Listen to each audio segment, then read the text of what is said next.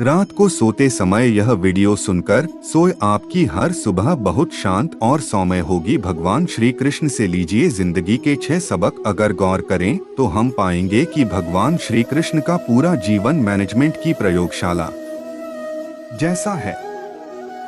कुरुक्षेत्र में 2 सेनाओं के बीच खड़े होकर भारी तनाव के समय उन्होंने अर्जुन को जो ज्ञान दिया वह दुनिया में श्रेष्ठतम है। गीता का जन्म हुआ युद्ध के मैदान में 2 सेनाओं के बीच। जीवन की श्रेष्ठतम बातें भारी तनाव और दबाव में ही बाहर निकलती हैं। अगर आप दिमाग को शांत और मन को स्थिर रखने की कोशिश करें तो सबसे बुरी परिस्थितियों में भी अपने लिए कुछ बहुत बेहतरीन निकाल पाएंगे। यही सिखाते हैं कृष्ण। गीता पढ़ने से पहले अगर इसी बात को समझ लिया जाए तो गीता पढ़ना सफल हुआ मानो। श्री कृष्ण का जीवन ऐसी ही बातों से भरा पड़ा है। जरूरत है नजरिए की। उनका जीवन आपके लिए माइथोलॉजी का एक हिस्सा मात्र भी हो सकता है और आपका पूरा जीवन बदल कर रख देने वाला ज्ञान भी। यह हमें तय करना है कि हम उनके जीवन से लेना क्या चाहते हैं। श्री कृष्ण मात्र कथाओं में पढ़े या सुने जाने वाले पात्र नहीं, वह चरित्र और व्यवहार में उतारे जाने वाले देव हैं।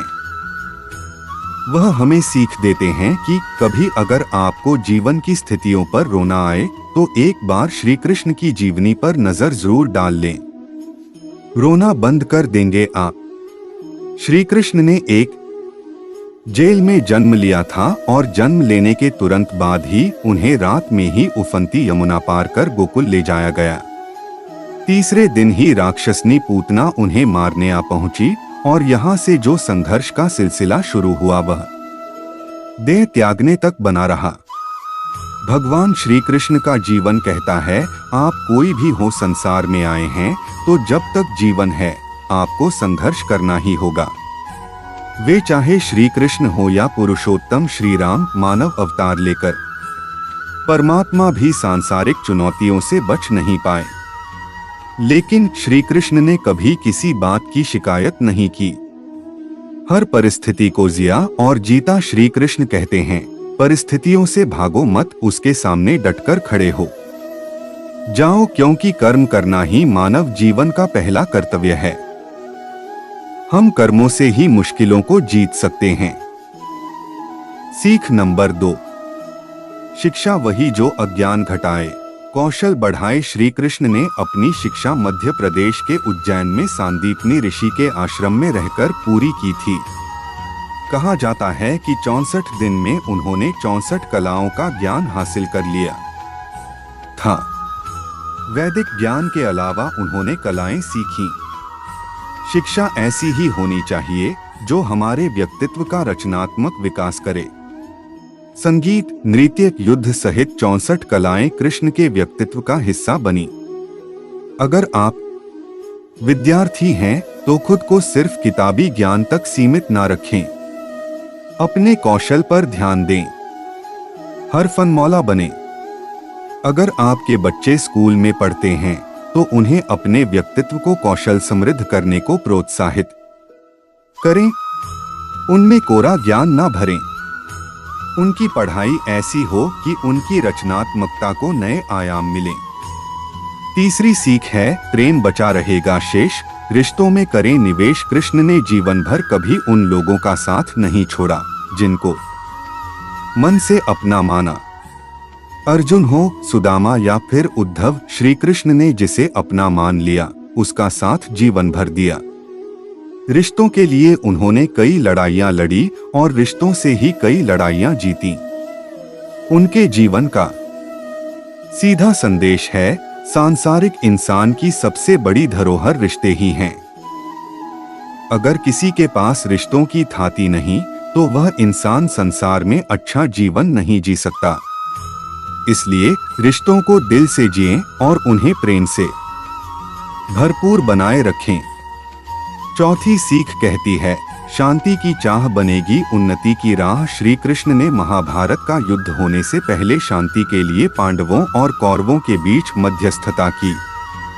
हालांकि दोनों ही पक्ष युद्ध लड़ने के लिए आतुर थे, लेकिन श्री कृष्ण ने हमेशा चाहा कि कैसे भी युद्ध टल जाए। सबक यही है कि झगड़ों से कभी समस्याओं का समाधान नहीं होता। शांति के मार्ग पर चलकर ही हम समाज का रचनात्मक विकास कर सकते हैं। श्री कृष्ण ने समाज के लिए और मन के लिए शांति को ही सर्वोपरि कहा। उन्होंने समझाया कि कोई भी परेशानी तब तक मिट नहीं सकती जब तक शांति ना हो। शांति से ही सुख मिल सकता है, वह चाहे वैयक्तिक हो या समाज की। शांति से ही उन्नति संभव है। पांचवी सीख, तात्कालिक आवेश में लोच जरूरी है दूरगामी सोच। महाभारत की कहानी में जुए की घटना के बाद पांडवों को वनवास हो गया। तब श्री कृष्ण ने दूरदृष्टि दिखाते हुए अर्जुन को डोट समझाया कि यह समय जाया करने के लिए नहीं, बल्कि भविष्य के लिए तैयारी करने का है। उन्होंने सबको महादेव शिव, देवराज इंद्र और देवी दुर्गा की तपस्या करने के लिए कहा। श्री कृष्ण जानते थे कि दुर्योधन को डोट कितना भी समझाया जाए, वह पांडवों को कभी उनका राज्य नहीं लौटाएगा। तब अपना हक पाने के लिए शक्ति और सामर्थ्य की जरूरत होगी। कर्ण के कुंडल कवच पांडवों की जीत में आड़े आएंगे, यह भी वे जानते थे। उन्होंने हर चीज पर बहुत दूरगामी सोच रखी। कोई भी फैसला तात्कालिक आवेश में नहीं लिया। हर चीज के लिए आने वाली पीढ़ियों तक का सोचा। यही सोच राष्ट्र और समाज का निर्माण करती है। सीख नंबर 6, मन की शांति रहे चिर। दिमाग रहे स्थिर। श्री कृष्ण को क्रोध दिलाने वाली, उन्हें अशांत करने वाली घटनाएं बार बार हुई। शिशुपाल पांडवों के राजसूय यज्ञ में कृष्ण को अपशब्द पर अपशब्द कहता रहा। छोटा भाई था, लेकिन उसने मर्यादाएं तोड़ दी। पूरी सभा चकित थी, कुछ क्रोधित भी थे, लेकिन श्री कृष्ण शांत रहे, मुस्कुराते रहे, शांति दूत बनकर खड़े देखते रहे।